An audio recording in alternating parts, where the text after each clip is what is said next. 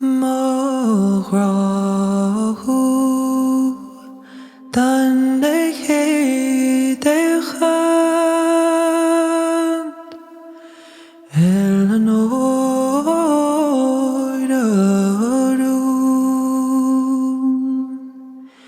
is ortsa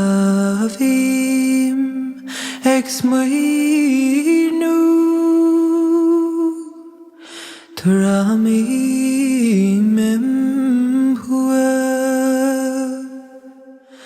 mo ghrá dan tíú ó mo chéad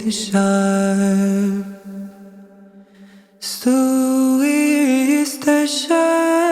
nó ban Éireann bhruinnillín is deise milse chúns beidh